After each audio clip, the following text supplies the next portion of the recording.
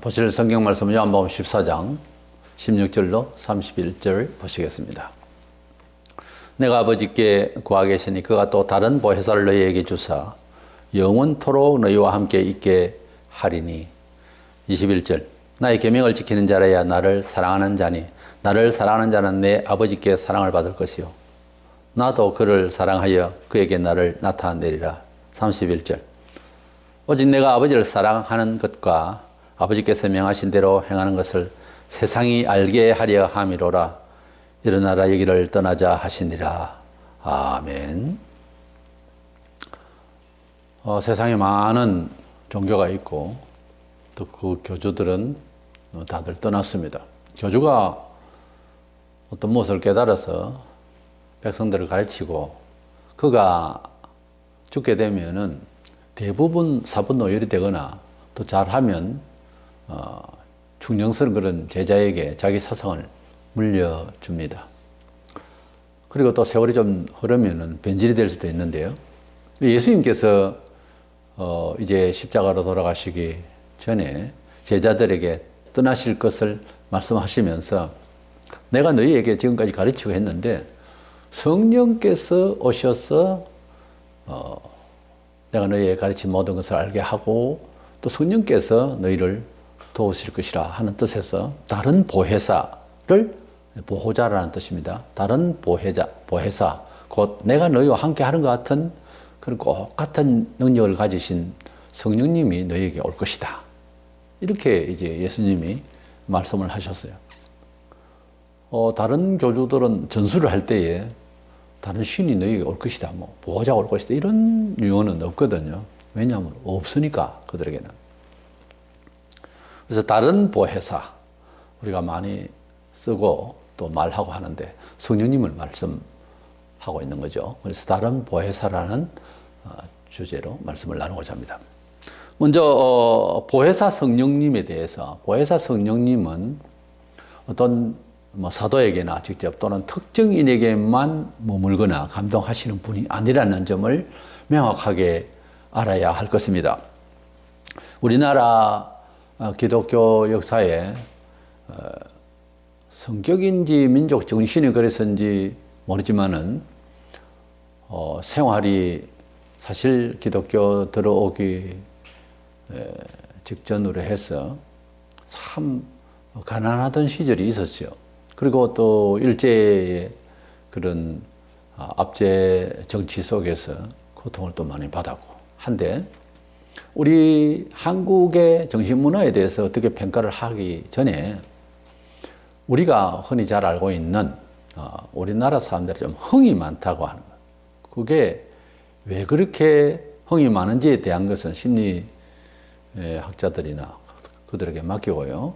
우리는 확실히 그 군중심리가 그 월드컵 때도 거리에 엄청난 사람들이 나왔던 것을 외국 기자들도 놀랄 정도로 그런 우리의 모습을 보여준 것이 증거가 됩니다.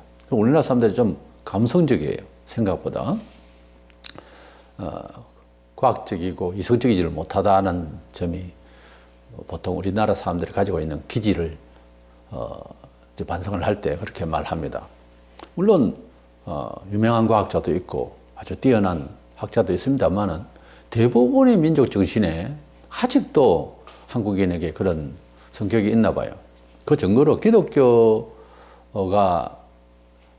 그 나라에 들어가고 그 선교의 기간 내에 한국만큼 이단이 많이 나온 나라가 없어요.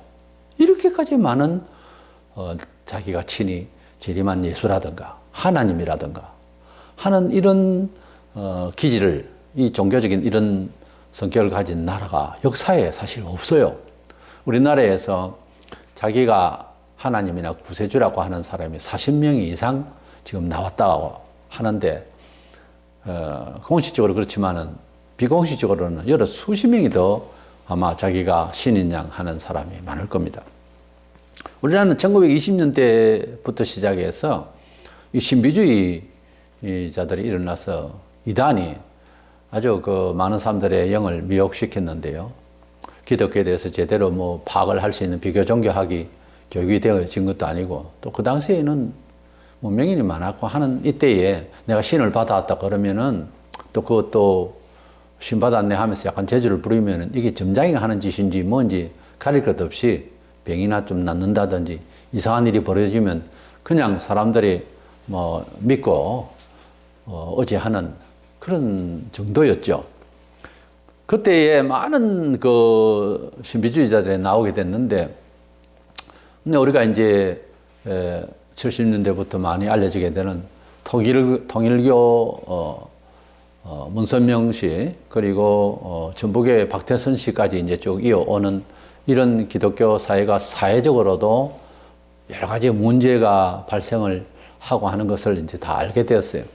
그 뒤로 이제 유재열이라는 사람이 나타나가지고 자기가 어린 양이네 어쩌냐면서 18살 때에 벌써 교주가 되었어요. 그러다가 실패를 하고 그가 미국을 떠나면서 나중에 와서는 뭐 개신교로 이렇게 입적을 하고 했는데요. 그 밑에 있던 사람들 중에 좀 추종을 열심히 하던 사람 중에 이만이라는 사람이 있었어요. 이만이라는 사람이 지금 자기가 보혜사니 또 하나님의 특수한 계시를 받았느니 성경을 완벽하게 해석하느니 하면서 영생교주로 이제 등장해서 많은 사람들이 지금 미혹을 받고 있는데, 한국 교회의 이단들 중에서 대부분 자기가 특수한 하나님의 계시를 받았다, 소위 흔히 말하는 직통 계시를 받았다를 넘어서서 자기가 신을 받았고 자기가 계시를 받은 마지막 때의 선지자,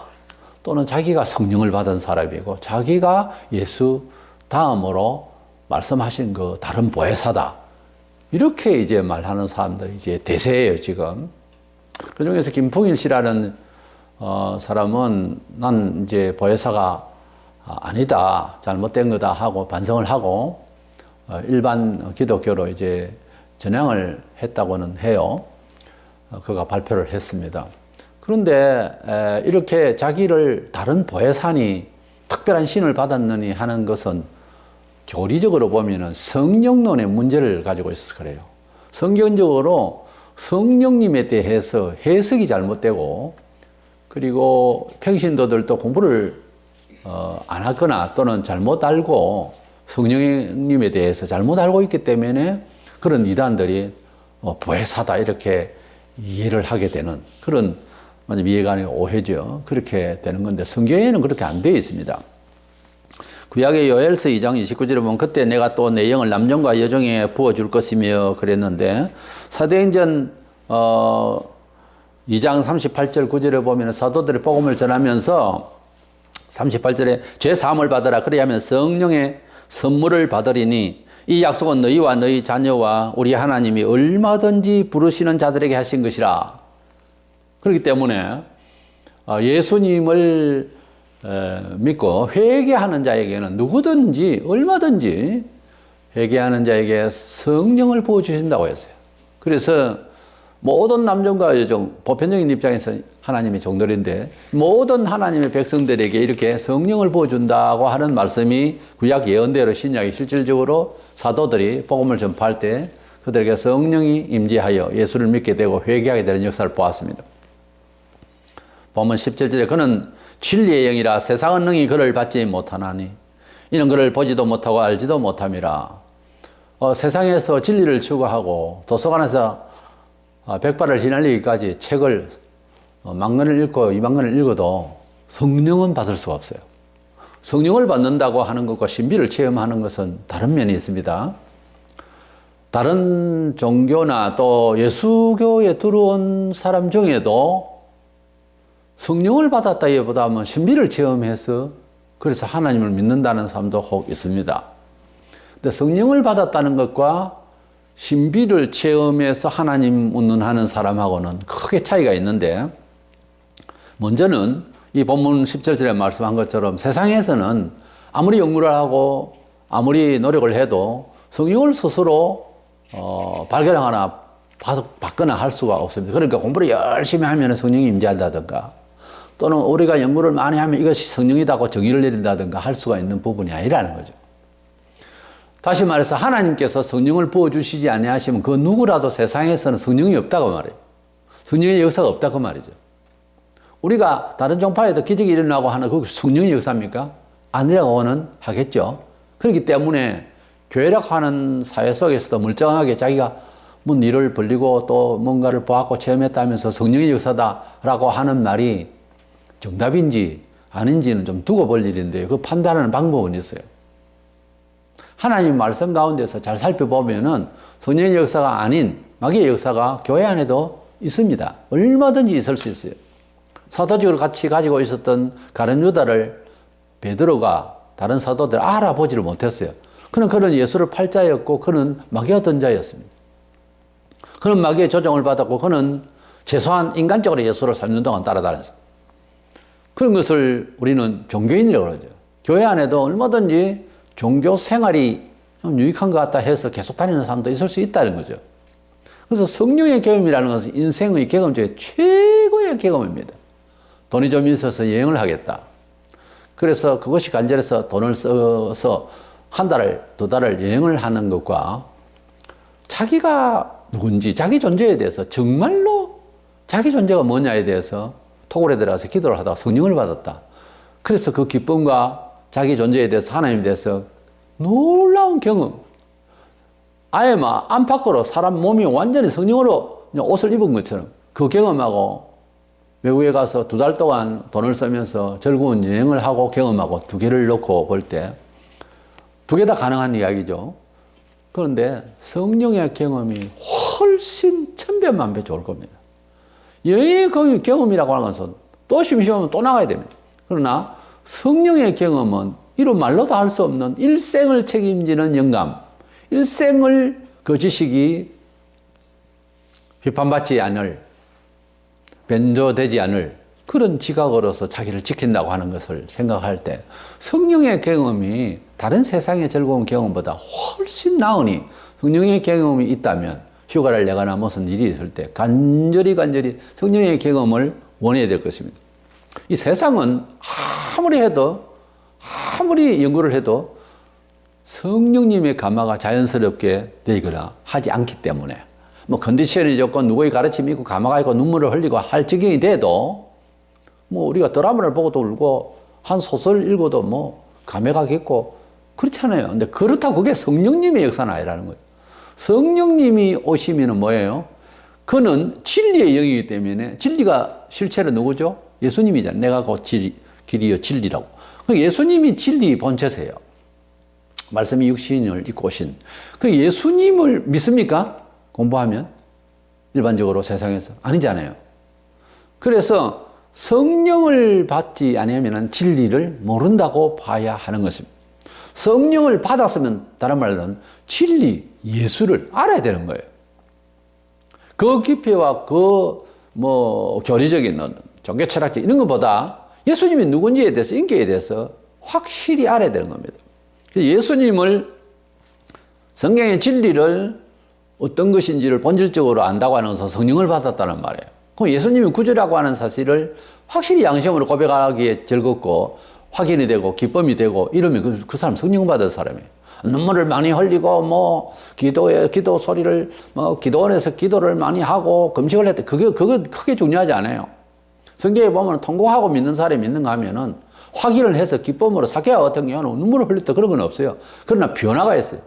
성령을 받은 증거는 많이 운다. 물론 통회가 대부분이죠. 그러나 성령의 열매라고 하는 것이 예수님의 사람으로 돌변하는 겁니다. 예수님을 사랑하는 사람으로 변하는 겁니다. 예수님을 순종하는 사람으로 변화를 받는 것이 더 중요해요. 뭐 감동이 있고 넘어지고 쓰러지고 눈물 흘리고 이거보다. 그래서 그 회개의 열매가 있어야 되는 것이지 변화의 열매가 있어야 되는 것이지 성령 받을 때 어떤 일이 있더라가 중요한 것은 아니거든요. 사람마다 차이가 있었어요. 그래서 어떤 사람이 많이 오니까 내가 꼭 우리 그건 아니에요. 그렇다고 하나도 안 울고도 난 예수 잘 믿는다. 그것도 좀 문제가 있는 말이고요. 이래서 변화가 있느냐? 실질적으로 내 생활에 변화가 있고 내 삶의 패턴이 바뀌기가 있고 그리고 안 믿는 사람과 대조가 되고 있는가? 증명할 수 있는 부분이 있는가? 생겼는가? 증명할 수 있겠는가? 확실하게 이것이 더 중요하다는 거죠. 그래서 세상에서는 성령이 계심도 또 성령을 받았을 때 어떻게 됨도 모릅니다. 때문에 세상에서는 뭐예요? 진리가 없다는 거예요. 진리의 영이기 때문에 성령은 진리가 없다는 거예요. 그러니까 세상에는 구세주 예수 같은 분은 절대로 없다 하는 것입니다. 아무쪼록 우리는 보혜사 성령님은 예수님과 똑같이 우리에게 함께 하시고 역사하실 분인데 어떤 특수한 사람에게, 요즘 말하는 어떤 교주에게 그 보혜사 성령이 임재했다, 그런 말 하는 자체가 그건 손해고 자신도 받을 수 있는데, 성경에는 그렇게 되어 있는데 그거는 있을 수 없는 이야기다. 그 성령님이 그 사람에게 직접적으로 들어가는 건 아닙니다. 구약 시대에는 특별한 사람, 선지자에게 주로 이제 성령의 계시가 많았는데, 제사장에, 왕에게 하나님께 특별 계시가 있었어요. 직접 나타나시고 전사로 나타나시고 신이 임재하고 했는데, 성령이 임재하는 그 임재가 신약에 와서는 예수께서 같이 계심으로써 모든 말씀으로 역사하시고 그 말씀이 영에 작용을 했기 때문에 말씀을 받는 자마다 예수 믿으면 성령의 역사로 중생하게 되고 그런 역사가 일어났어요. 예수님 승천한 이후에 이제 없잖아요. 어떻게 될지 모르니까. 근데 그때는 이제 마지막 선지자가 세례 요한을 했어요. 그렇기 때문에 이제 선지자 시대도 아니고 뭐 특별 계시 시대가 아니라 성령께서 오셔서 사도들에게 미리 가르치신 예수 그리스도를 통한 복음, 하나님이 우리를 부르시는 음성을 전도자를 통해서 역사를 하는데, 그 전도자는 평신도도 되고 누구든지 성령님이 오셔서 이 복음을 전파하게 될 때 구약의 선지자와 같은 사람이 되는 거죠. 구약의 대제사장들처럼 1년에 한 번 꼭 들어갈 수 있는 지성소에 하나님을 만날 수 있는 그런 허락이 신약에는 만인 제사장설이란 말, 그 말이에요. 다 하나님께 간구하고 하나님께 의지할 수가 있다는 거예요. 직분으로서 할 수 있는 것은 모양새 때문에 그 질서를 위해서 하는 것이지, 누구나 이제 전도할 수 있고, 누구나 기적을 이뤄내서 증거할 수 있고, 누구나 은총을 받을 수 있고, 누구나 힘을 낼 수가 있는 것이죠.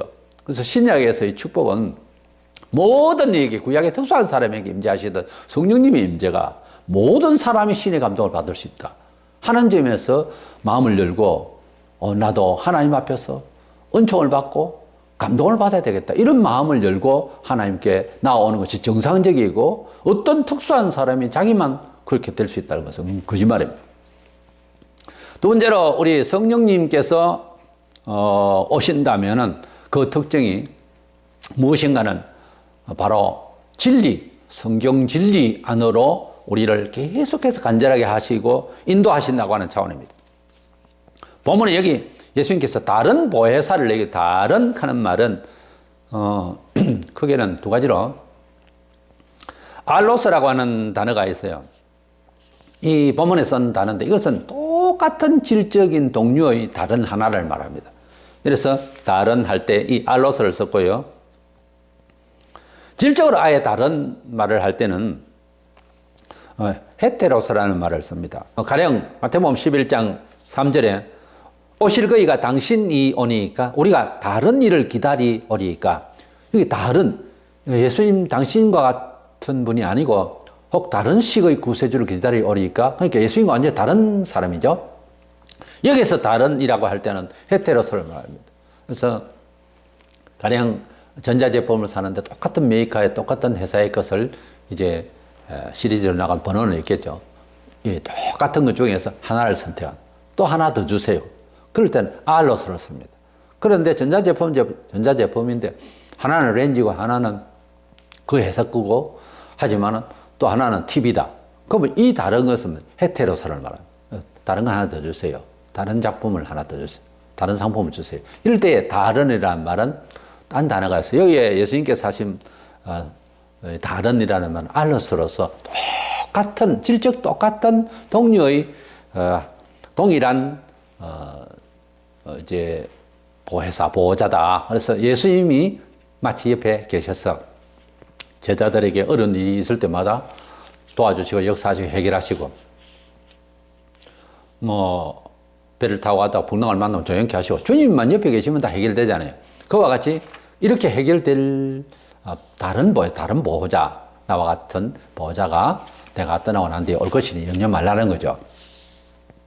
이래서 이 보혜사 성령께서 오실 때에는 예수님이 말씀하시던 진리 그대로 역사하셔야 되고, 예수님이 말씀하시고 약속하신 그대로 소망에 대해서 말씀하시고 권능도 역사해 주셔야 하는 것입니다. 요한복음 14장 6절에 진리라고 그랬고 시편 31편 5절에도 진리의 하나님이라고 그랬고 본문 17절에 그는 진리의 영이라 그랬고 본문 26절에 내가 너희에게 말한 모든 것을 생각나게 하실 것이다. 성령께서는 진리의 영이기 때문에 진리를 말씀하신 내용을 그대로 말씀하실 것이다. 역사하실 것이다. 하셨습니다. 요한복음 16장 13절 그러나 진리의 성령이 오시면 그가 너희를 모든 진리 가운데로 인도하시리니. 보혜사 성령님을 모시면 이렇게 성경 진리를 깨닫게 하시고 그렇게 성경의 진리대로 살게 하신다고 하는 특징이 있다는 거죠. 이 보혜사라고 하는 파라클레토스라고 하는 말은 변호해 주는 자, 변호사 이런 뜻이 있습니다. 그래서 우리가 죄와 허물려서 죽어야 마땅한데 예수께서 십자가에서 돌아가신 것을 믿고 주님께 나오잖아요. 그때 성령님께서 우리에게 감화 감동하시고 우리를 저주하려고 하는 마귀에게 성령께서 변호를 한다는 거죠. 나를 위하여 도와준다는 거죠. 그래서 팔라클레토스라고 하는 것은 나를 위해서 보증하는 그런 변호사가 완벽한 변호사가 된다 하는 그런 뜻이 있습니다. 때문에 다른 보혜사라고 하는 소위 이단들이 말하고 있는 그 말은 틀린 말은 아닌데 보혜사라는 말 자체는 그 성령님이 우리에게 오시면은 꼭 예수님처럼 우리를 도와주시고 역사하셔야 되는데 자기가 다른 보혜사로 온 사람이다. 혹은 다른 보혜사 성령이 자기에게 특수하게 임했다 하는 사람 치고 가정을 파탄시키고 그 이단들 보면은 보혜사가 그럴 수 있습니까? 다른 보혜사라는 말은 예수님이 직접 하셔도 그렇게 돼야 된다는 거예요. 예수님을 모셨다는 사람이 그렇게 못 살게 굴고 괴롭힌다면 말이 안 되잖아요. 때문에 다른 보혜사 성령님이 오신 것은 평신도 입장에서도 그렇고 교주도 그렇고요. 누구든지 예수님을 모신 것과 똑같은 삶이 이루어져야 됩니다. 성령을 모셨다는 사람이 예수님이 옆에 계시면 문제를 해결해 나가고 예수님이 십자가 지시니 사도들도 십자가를 지고 그렇게 해나가는데 성령을 모셨다는 사람이 그것은 바로 예수님을 모셨다는 말하고 같은 이야기니까. 그래서 성령을 모셨다는 이단들이 하는 일을 보면은 예수님을 모신 스타일이 아니거든요. 그렇기 때문에 진리를 벗어난 행위를 할 때에는 성령을 보혜사를 받은 사람이 아니라고 하는 차원에서 이해를 하면 바른 이해가 되겠습니다. 마지막으로 세 번째 생각하는 것은 보혜사 성령님을 받았다고 할 때는요. 보혜사 성령님, 즉 성령을 받았다고 하는 사람은 본인이 인도를 하고 자기가 목사든 이단이든 누구든 그런 가운데서는 평강의 은혜가 있어야 됩니다. 반드시요. 성령께서 오시면 16절에 영원토록 너희와 함께 있게 하리니라고 했습니다. 예수님께서는 오시면은 우리와 재림하실 때 우리와 함께 하시면 그때부터 영원토록 함께 하실 것인데 그전에는 성령님이 우리와 죽는 날까지 함께 하시고 하늘나라에 가서도 우리 속에 역사하신 성령님은 중생의 영으로 늘 항상 함께 해 주실 것입니다. 그래서 우리 주님이 우리에게 함께 하시고 또 주님을 믿는 자로서 은혜가 되려면은 성령님을 모셔야 되는데 성령님을 모시려면 21절의 말씀대로 주의 계명을 사랑하고 따를 때에 그 하나님의 사랑을 받습니다. 본문 27절에 나의 평안을 너희에게 주노라. 내가 너희에게 주는 것은 세상이 주는 것 같지 아니하니라. 예수님 그렇게 말씀하셨어요. 예수님께서 주시고자 하신 그 성령님의 평강, 그것은 바로 주님이 3년 동안 제자들을 인도하실 때에 제자들이 불안할 만하면 예수님이 가까이 가셔서 평강을 주시고 해결하시고 문제가 될 게 없었어요. 그와 같이 성령님을 모시면 세상에서 돈으로 만들어내고 뭐 평안을 행복을 여러 가지 문화적으로 만들지만은 절대로 그거로서는 안전하지 못합니다. 성령께서 우리 속에 오시면은 마음의 평강을 가지게 되고 어떤 문제든지 해결책을 지혜를 주시고 마음의 첫째 안정감을 주십니다. 그래서 세상의 어떤 힘으로서 얻지 않는 그런 성령님의 평강을 우리가 받을 수 있도록 해야 성령을 받은 자다. 성령을 받는 자는 예수를 믿는 자요. 성령이 또 충만함을 받는 건 조금 다른 문제인데, 성령의 인도를 받는다는 사람이, 예수 믿는 사람이 늘 얼굴을 보면 수심이 가득하고 욕심이 이글이글하고 그런 얼굴을 가지고 다니면 안 됩니다. 성령을 받았다는 사람이 사람 쳐다보는 눈이 무섭고 또 허망한 얼굴이고 이런 건 아니죠. 원리가 안 맞는 이야기예요. 사랑하는 사람 만난 데이트 장소에 와서 인상을 탁 쓰고 사람 만납니까? 사랑하는 사람을 만나서 기뻤다는 사람이 기뻐도다 찬송 그려놓고 사랑하는 사람 만났는데 얼굴이 죽은 성으로 이래가 있으면 그게 남이 봐도 이상하잖아요. 예수 믿는 자 그러고 있다니까. 성령님이 오시면 예수님을 사랑하는 사람이기 때문에 예수님을 사랑하는 마음이 있어서 성령님이 오셨다는 말은 예수를 믿는다는 말이고, 예수를 믿으면 평강의 주님을 만났다는 말이고, 그러면 내 화색이 돌아야죠. 밝게. 우리가 모르는 사람 앞에 가서도 예수 믿는 사람 같다라고 하는, 교회 장로님이나 목사님 같다, 여성 같으면 권사님 같다, 최소한 집사님 같다 하는 소리를 들어야 되겠어요? 절에 갔다 왔습니까? 이런 소리 들으면 어떻게 되겠어요? 싸우다 왔습니까?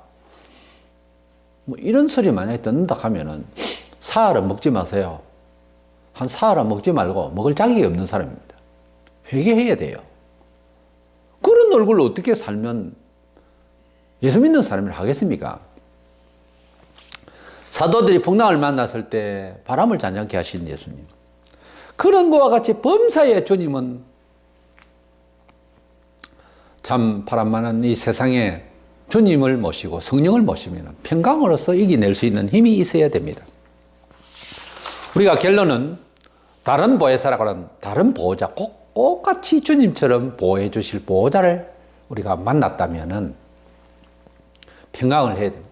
모든 이가 다 받는 성령이요, 성령이 오시면 진리 가운데서 우리가 평안함을 누릴 수 있기를 원합니다.